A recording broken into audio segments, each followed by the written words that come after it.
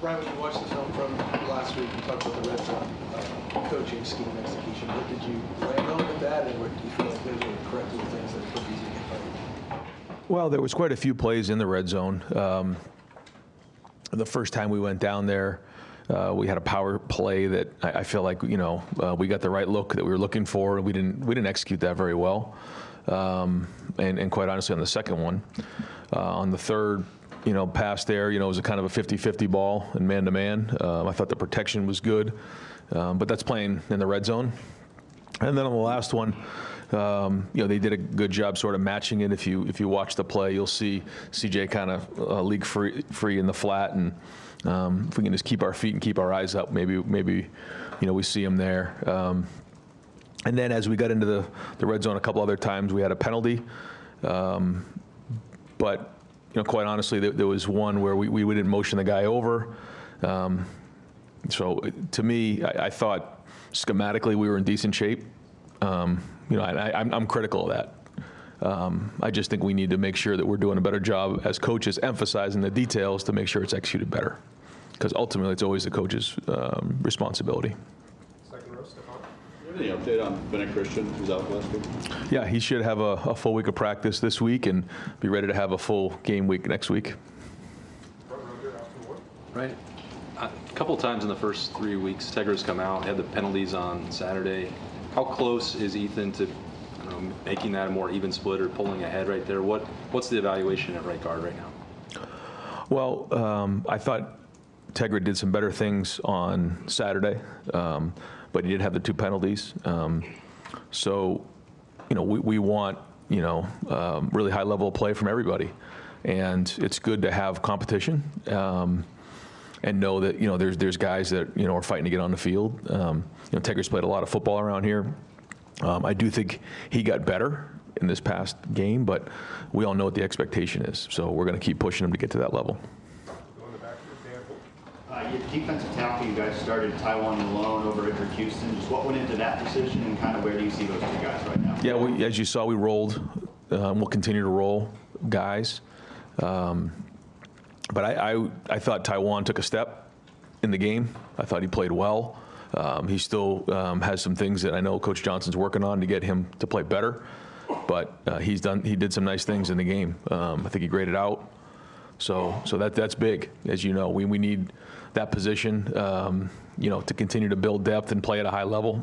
So, but Edric still played and Will still played. So we didn't have a ton of snaps on defense. We'll have a lot more here moving forward. So we're going to need everybody. Go right here to Don Barrett.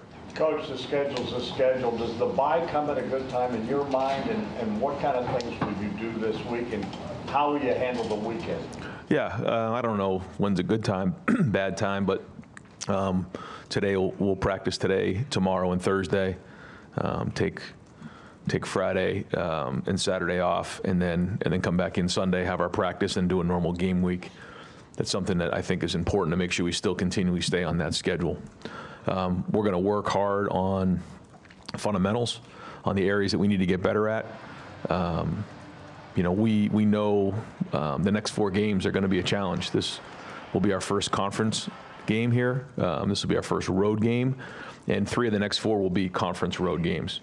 So, we have to prepare, to go on the road and play really, really good football. So we're going to look at the first 3 games, figure out the areas that we've done things well, where we need to get better at, take a look at our self-scout tendencies that, the opponents will be looking at on our end. And then I do think it's good, for these guys to get their legs back underneath them. August was a pretty physical month for us because we had to get ready in week 1. So it's really a combination of all those things. With 5 touchdowns and 40 yards or more so far this season, does it become more tempting to take those shots with the success that you've had? I love taking shots more than anybody, but it's not always there. Sometimes they're going to say, we're going to take away the shots. So when they're there, we'll be aggressive down the field, but that's why balance is so critical. Identifying what a defense is doing and then being able to take advantage of that. And we're looking to establish that. We're looking to establish how to, win the line of scrimmage, get the ball to our players in space, stretch the field horizontally and vertically. And you can't just break the huddle and look to launch it every play. It doesn't work that way. There's a lot of good coaches across the country, and they know who some of our skill players are. So we work hard on trying to find those situations and find creative ways to do that.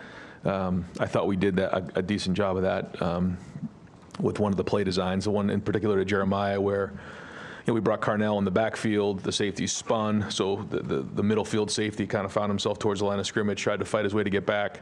Brandon caught his attention, and we got behind him on that play. I thought the route to Carnell, was well executed. It was a really good route. We got the look we were looking for. So you don't always get that, and I think it's important for the quarterbacks to understand when we are trying to call a shot if it's there, because there's a lot of other shots that were called that, they were in a shell, and you got to check the ball down. And that's where, we'll keep calling shots if Julian or if Lincoln's in there can say, hey, if it's there, we're going to take it. If not, we're going to take the underneath stuff. And we called the shot, and it was a check down to Bo Jackson for 11 yards. I mean, that's good football right there. So we do have the speed to stretch it vertically, and when we can do that and make good decisions and stay on schedule, then we got a chance. So, but at the end of the day, the balance is what we're looking for, to identify what a defense is doing and then how we take advantage of that. Second row middle, Ben Maurice. Ryan, things like managing a bye week and just keeping players fresh during the course of the season, travel, that kind of thing. Yeah. How much do the logistics like that affect the football these days, especially in a longer season with the 12-team playoff? Yeah, I think it all adds up. I think everything matters. And to your point, how you handle these things. And we looked very closely at last year. Mick and I went through it yesterday. Through every single day over the last, or over these 2 weeks, last year during this week, what we did on each day, how much in terms of total yards, high-speed yards, the workload, where we were coming into it at this point last year, where we were at this point, where we are at this point this year, and then individually some of the guys as well. And so, that's the science of it. And then there's also just the coach and the common sense in you, just to see your team and what you need and where you feel like you're going, what the schedule looks like moving forward, the opponents, the travel. So we take all those things into consideration and want to make sure we have a fresh team. That's why I think when you look at how hard we practiced in August, the Texas game early on. I think it's going to be good here to get some good work in, but also have some of these days where they can get off their feet and be ready to go for a great 4-game run here. Got time for 2 more. We'll go to Bill Rabinowitz, front and center. Bo Jackson's obviously made a splash so far. He just seems to have an explosiveness that's pretty rare. Yet after the game, you were asking about him, kind of obviously tamped it down a little bit. Is it a matter of just, okay, he's a freshman, let's just not get ahead of ourselves? Or how special do you think he is and can be? Well, we were just talking about that as an offensive staff. It doesn't take a veteran coach to recognize talent when you see it, and Bo has talent.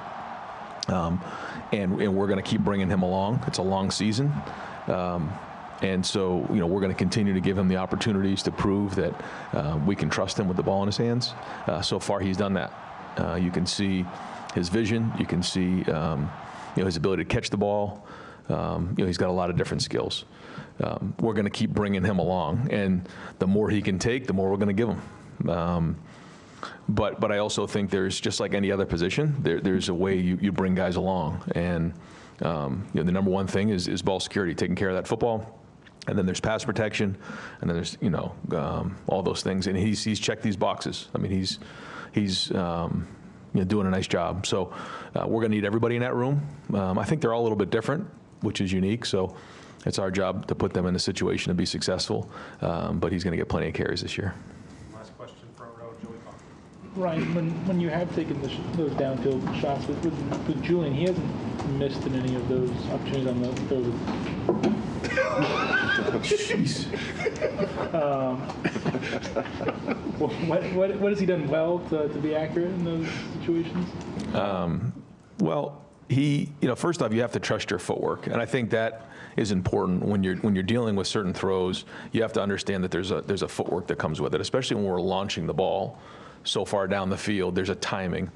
And when you look at guys like Carnell and Jeremiah and some of the receivers we have, they can cover such, so much distance in a short period of time. I think he does a nice job with the trajectory of the ball, because the more trajectory you have on a ball, the more margin of error you have. So actually the first goal ball to Jeremiah, we usually like to throw that about 42 yards, what we call in the red line, which is an imaginary line, 4 yards from the boundary. And, on the red line, when you throw that ball, it's the wide receiver's job to make sure he's shielding off the defender and catching over his outside shoulder. When you throw the ball with a lot of air, you have the ability to maybe come back for it and things like that. So I think that was well done. On the 2 post throws, I thought both guys set on those angles, and he found the angle. But I think when you have such, fast guys, you have to be able to get that ball out there, and you got to put a lot of height on it and let them adjust to it. And even the one to Jeremiah, when you put that ball in the air for him and he jumps up and he's so big and strong, he can kind of shield the defender with his body, which is what he did. I feel like the one to Carnell, he kind of dropped that one right in the basket. But a big part of it is your footwork, because when you're throwing it that far, think about when you're throwing a ball from 1 hash mark all the way to the red line. Let's just say it's 42 yards. Well, you also have to take the distance of where it is on the field. So you may be throwing a 60-yard ball with a lot of air, and that takes everything you have. So you have to have your feet in the ground to throw those balls. And a big part of that is how your footwork is, where you're hitching, how you're hitching, and that certainly helps. And then the last part is you never want to be late. If you're late throwing the ball down the field, it's going to be different. The other thing I would say too is when you're throwing a deep ball into the boundary as opposed to the field, they're 2 different throws, because the one of the boundary is a lot closer than the one of the field. So there's a lot of things to take into consideration. We spend a lot of time talking about them, working them, and making sure that we're on point, because we always say around here, when you take your shots, we got to hit them. And that separates, the success of an offense. We try to be north of 50-50 on deep balls, but when we take them, we got to hit them. All right, Coach, thank you. Okay, thanks.